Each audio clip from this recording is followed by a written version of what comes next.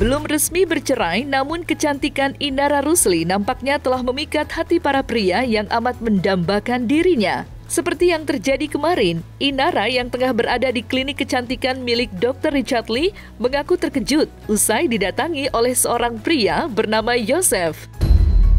Diketahui, Yosef yang berprofesi sebagai kuasa hukum Dr. Richard datang menyambangi Inara dengan membawa sebuah buket bunga disertai tulisan ajakan untuk melakukan ta'aruf. Sontak saja, hal itu membuat Inara seperti salah tingkah usai diberikan sebuah rangkaian bunga oleh sosok pria tampan. Lantas, seperti apa momen ketika Inara dikejutkan dengan kehadiran sosok Yosef yang secara tiba-tiba memberikan bunga kepadanya? Dan seperti apa pula jawaban ahli ulama menyikapi kejadian tersebut? Jadi saya datang ke sini itu untuk kasih bunga buat Inara karena memang ada di Athena cabang Bogor kan. Tujuannya itu udah sebagai apresiasi itu bunga ini menjadi tanda apresiasi saya. Tulisannya kenapa ta'aruf gitu? Apa? Tulisannya kenapa ta'aruf gitu? Ya enggak, itu cuma tulisan aja dari toko bunganya. Ya. Inara baik, kan temennya Richard juga teman saya gitu. Jadi dikenalin dari teman ke teman. Calon istri, enggak lah, kita berteman aja dulu lah. First impression ya pastinya ya cantik orangnya gitu. Agak kaget ya tadinya karena biasanya kan kalau kegiatan kayak gini ya udah kayak biasa aja gitu, nggak ada surprise yang gimana. Tiba-tiba ada yang ngasih bunga gitu, jadi agak terkejut ya. Terkejut. Ya seneng sih nambah temen gitu, nambah koneksi. Siapa yang nggak seneng? Enggak, no comment. Dikasih bunga ya seneng lah. Siapa sih yang nggak seneng dikasih bunga ya kan? Gitu. Di dalam aturan agama Islam, seorang wanita yang apabila dia menggugat cerai suaminya ataupun ditalak oleh suaminya ataupun dia ditinggal mati oleh suaminya, maka ada konsekuensi yang harus dia tanggung. Di antaranya adalah punya masa tunggu atau masa iddah. Nah, masa iddah ini punya adab-adab tertentu bagi wanita yang ditinggal oleh suaminya, walaupun itu adalah dia bercerai. Salah satunya apa adabnya? Tidak boleh dia yang namanya keluar rumah sebetulnya. Kemudian tidak boleh dia berinteraksi dengan laki-laki yang bukan mahramnya secara berlebihan juga gitu. Kenapa? Karena khawatir nantinya timbul fitnah. Ia harus mendekatkan diri kepada Allah, harus mengunci diri dulu, mengunci hati dulu, agar nanti setelah selesai daripada masa iddahnya baru dia membuka hati untuk yang lain gitu.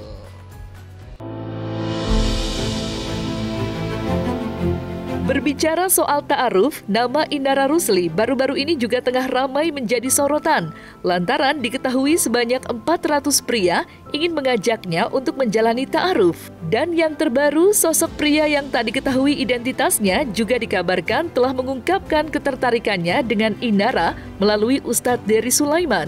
Tak tanggung-tanggung, sosok pria yang digadang-gadang seorang sultan itu sampai memberikan sebuah gift bernilai jutaan rupiah kepada Inara saat sedang melakukan siaran live di aplikasi TikTok. Lantas, seperti apakah pengakuan para kerabat mengenai kehebohan tersebut? Dan seperti apa pula arti ta'aruf di mata sosok pemuka agama? Sebenarnya banyak ya yang naksir, yang ngajakin ta'aruf itu banyak banget. Sampai kemarin ada 400-an ya tempat Ustadz Dery ya.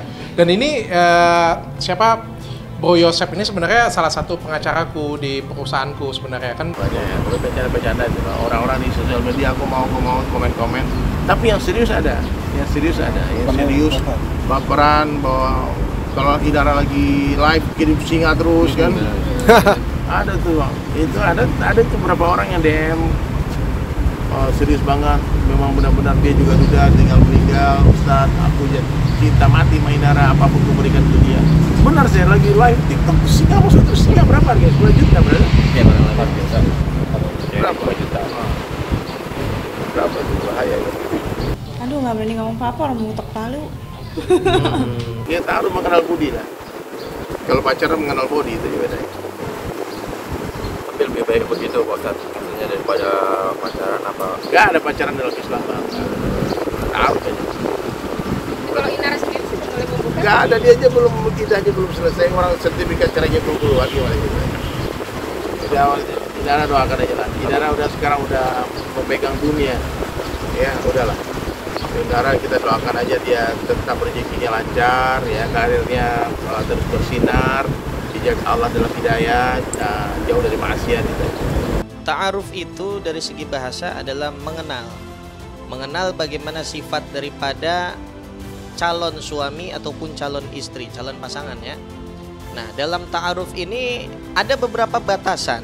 Karena orang salah mengartikan yang namanya pacaran yang disebut ta'aruf. Enggak, ta'aruf itu adalah mengenal, yang mana di dalam Islam untuk mengenal ataupun bertemu itu memang harus didampingi dengan yang mahramnya.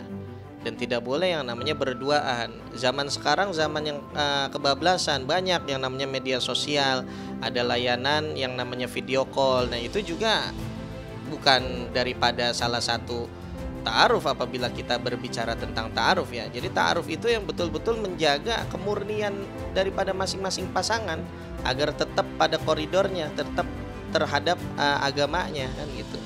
Ya, jadi juga ta'aruf selain kita mengenal daripada karakter, memang masing-masing pasangan kalau bisa jangan ada yang disembunyikan daripada sifatnya itu. Jangan sampai rumah tangga yang lalu sudah gagal akan terulang kembali. Jadi kalau memang ada sifat kurang dari diri kita yang kita tahu, ya kalau bisa kita kasih tahu lah calon pasangan kita. Disitulah momen ta'aruf yang sangat penting, di mana pasangan kita tuh harus terlebih dahulu mengetahui kekurangan kita. Jangan kelebihan kita yang kita kasih tahu. Kenapa? Karena yang namanya kelebihan semua orang bisa menerima. Tapi kalau yang namanya kekurangan, tidak semua orang bisa menerima. Kita kan berharap agar orang yang kita nikahi menjadi teman hidup kita selama-lamanya bukan hanya mencintai kelebihan kita, namun dapat menerima apa adanya tentang kekurangan kita. Seperti halnya rumah tangga yang sudah gagal itu.